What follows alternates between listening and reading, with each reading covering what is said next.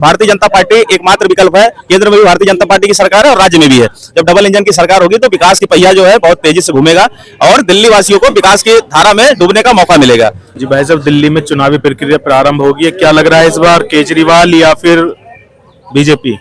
अब की बार भारतीय जनता पार्टी जो है सत्ता में 26 साल बाद वापसी करेगी, पुरजोर तरीके से करेगी। केजरीवाल को दिल्ली की जनता जो है बाहर का रास्ता दिखाएगी। केजरीवाल ने दिल्ली को बर्बाद कर रखा है सभी क्षेत्रों में, चाहे शिक्षा हो, स्वास्थ्य हो, कोई भी प्रदूषण हो, ऐसा कोई क्षेत्र नहीं जहाँ पे बर्बाद ना कर रखा हो।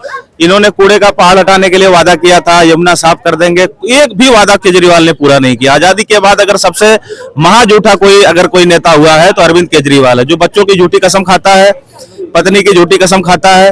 तो ये दिल्ली की जनता को गुमराह करने का काम करता है। दिल्ली की जनता एक दो बार तो इसके बहकावे में 2-3 बार आ चुकी है, लेकिन अब की बार नहीं आएगी। अब की बार इसको विधानसभा चुनाव में दिल्ली की सत्ता से बाहर का रास्ता दिखाएगी। देखिए, भारतीय जनता पार्टी एकमात्र विकल्प है। केंद्र में भी भारतीय जनता पार्टी की सरकार है और राज्य में भी है। जब डबल इंजन की सरकार होगी तो विकास की पहिया जो है बहुत तेजी से घूमेगा और दिल्ली वासियों को विकास की धारा में डूबने का मौका मिलेगा। केजरीवाल जी का कहना है कि इस बार और 5 साल का मुझे मौका दो, यमुना जी को बिल्कुल स्वच्छ कर दूंगा। देखिए, केजरीवाल ने 2020 में भी यही बात प्रेस कॉन्फ्रेंस में बोली थी। आप 5 साल में यमुना को थोड़ा सा भी साफ नहीं कर पाए, तो देखिए जनता को आप झूठ मत बोलिए, जनता को गुमराह मत करिए। दिल्ली की जनता जाग चुकी है, समझ चुकी है, वो आपको दिल्ली के सत्ता से बाहर का रास्ता दिखाएगी। आप कभी सत्ता में वापस नहीं लौटोगे।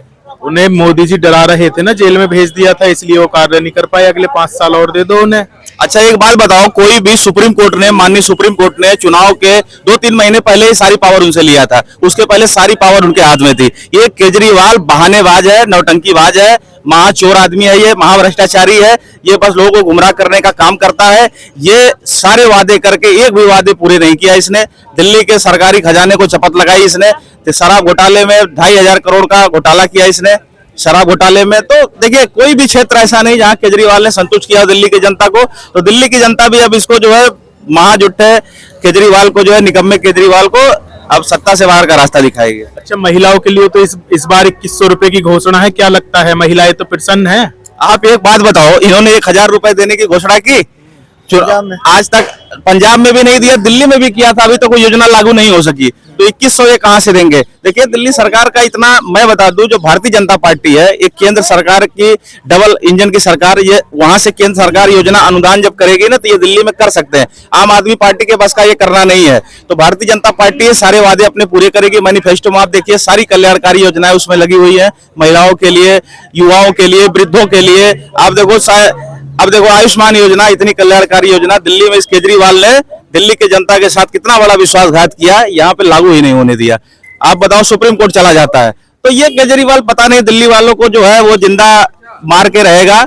लोगों की आयु कम हो रही है दिल्ली में, ये नहीं चाहता कि लोग यहाँ पे जिंदा रह ज्यादा दिन तक। एक समय तक केजरीवाल जी कहते थे मुझे पंजाब में मेरी सरकार बनाओ। इस बार जो है आपका जो दिल्ली स्वच्छ रहेगी और AQI जो हर वर्ष बढ़ जाता है, उसका जो ठीक रहे, पटाखे फोड़ने पर कर देते थे। अब तो इन्हीं की सरकार है, तो क्या शुद्ध हो पाई है हवा? आपको इसका जवाब पटियाला से बीजेपी के चीफ हरभजन सिंह जी देंगे इस बात।